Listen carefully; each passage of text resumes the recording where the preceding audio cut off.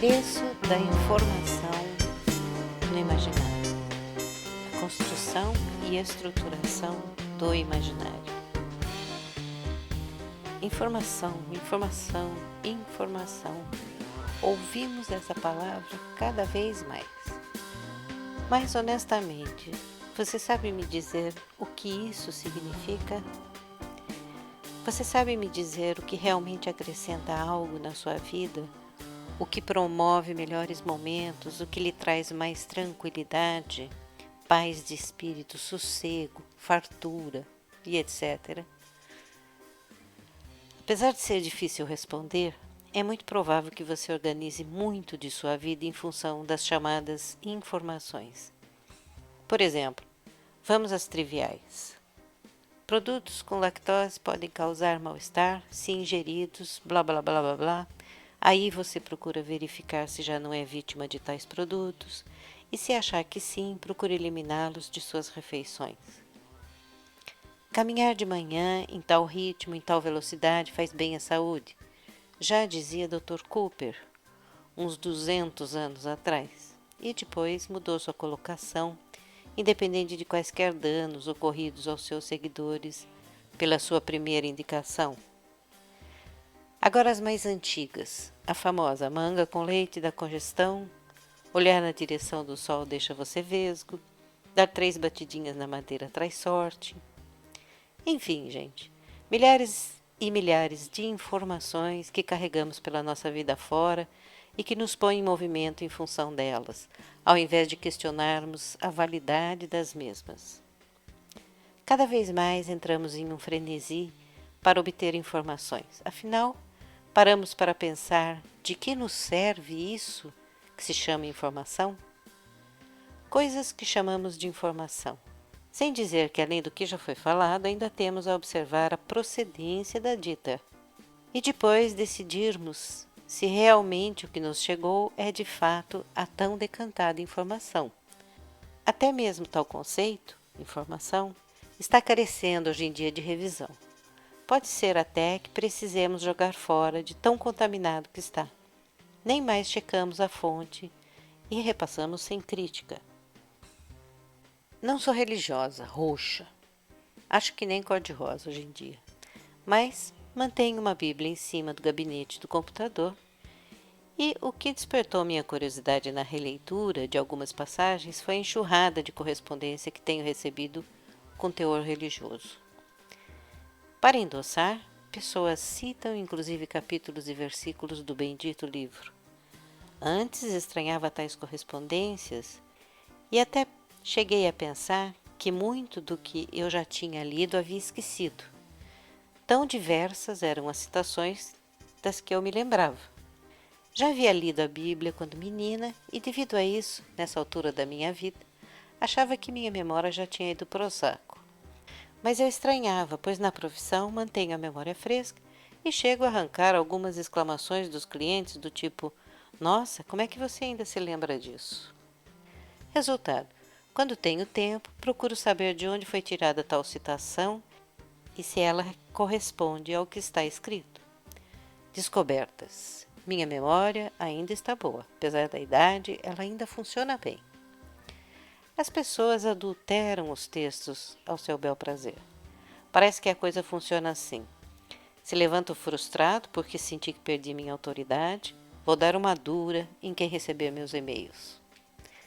Então vem aquelas coisas cheias de moralismos e de acréscimos, melhor dizendo, misturas da chamada Palavra de Deus com palavras de alguns pretensos discípulos privilegiados que falam com ele diretamente e se sentem incumbidos de transmitir suas revelações, que agora se compõem de moralismos e são direcionados para os valores de hoje. Se me acho detentor da verdade e administrador do sentimento de culpa ou supersticioso, lanço correspondências do tipo corrente. Mande tantos e-mails que você receberá tal graça, ou estará mostrando que tem vergonha de divulgar o nome de Deus, ou sofrerá as consequências. Como se Deus precisasse de divulgação.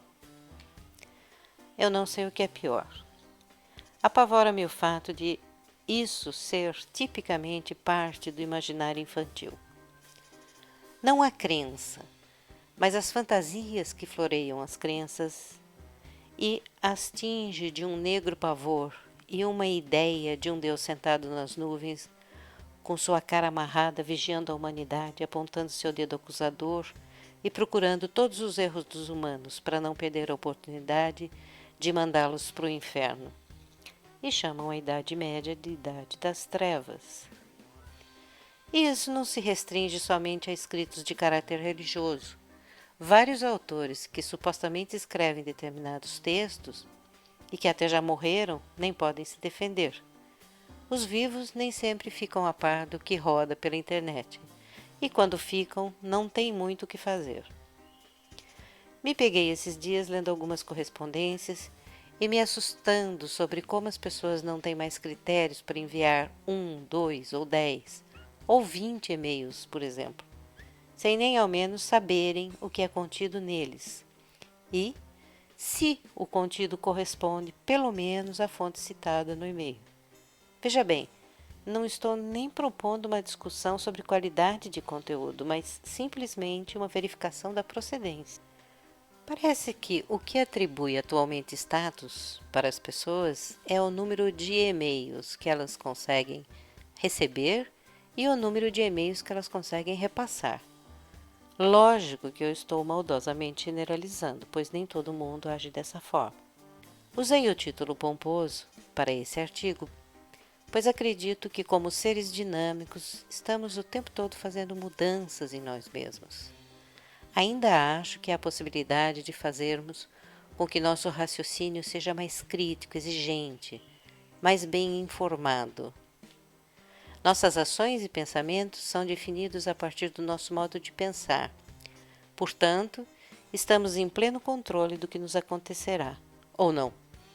Mas o mais importante e considerado como um primeiro passo é cuidarmos de nós mesmos, como orienta a máxima grega. No entanto, não podemos esquecer que conhecemos nos dias de hoje somente o significado de conhece-te a ti mesmo, pois na tradução latina foi o que nos foi passado. Podemos, apesar disso, buscar o que foi escrito a respeito de cuidar de si, procurando por filósofos que estudaram a cultura grega e resgataram esses conceitos, assim como, por exemplo, segundo Foucault, as técnicas de si, texto facilmente encontrado na internet. Existem muitas razões que explicam que o conhece-te a ti mesmo eclipsou o cuida de ti mesmo. A primeira é que os princípios morais da sociedade ocidental passaram por uma profunda transformação.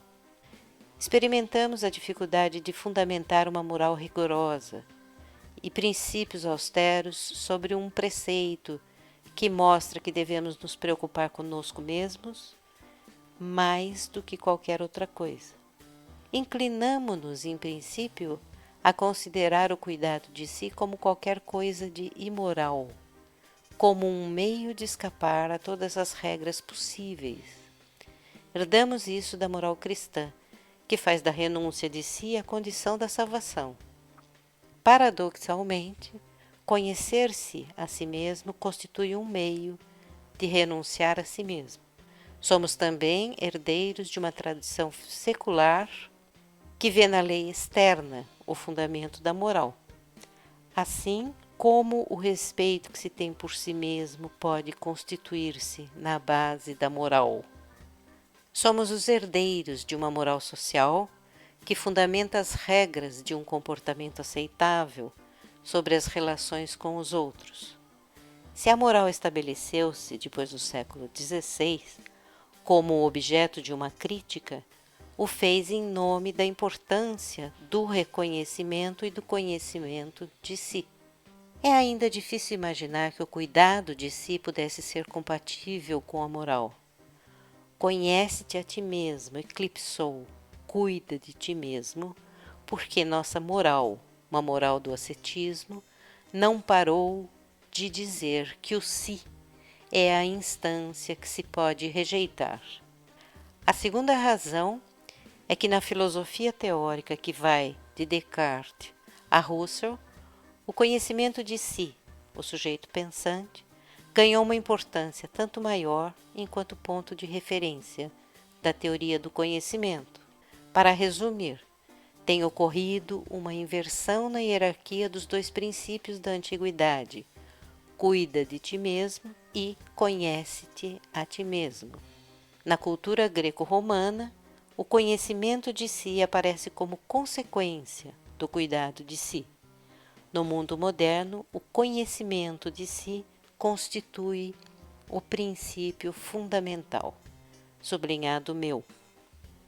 Então, amigos, a partir da análise de Foucault, podemos deduzir que para voltarmos a ter um modo grego de pensar, temos que pensar por nós mesmos, em primeiro lugar, pois se nos basearmos no que o mundo moderno nos provê em termos de cuidado, estamos fadados a continuar nesse modo, viver a vida do outro ao invés da nossa. Então começamos a entender a razão da frase: a moda dita a conduta das pessoas. A moda, nesse caso, como vilã do assunto em questão, faz com que as pessoas procurem estar de acordo com o que é considerado correto para se vestir, para se comprar, para se contar aos outros o que está lendo no momento. E tudo num pacote só, para sermos enturmados nisso que é chamado de sociedade. No frigir dos ovos, uma situação virtual que nos traz um sentimento de pertencer. Só que, infelizmente, pertencer não a nós mesmos, mas a uma sociedade. O que realmente não consigo entender é que, primeiro, sociedade não existe, a não ser na imaginação das pessoas que formam algum raio de figura a partir de uma reunião de pessoas. Mas a formação do conceito vai além. Em segundo lugar, sociedade torna-se, nesse caso, algo que determina a vida das pessoas, das que aceitam serem regidas pelos grupos, pelo menos. E o indivíduo, onde fica? Esse vídeo é oferecido por Equilíbrio Cursos e Treinamentos. Agradecemos por nos assistir e volte sempre. Abraço.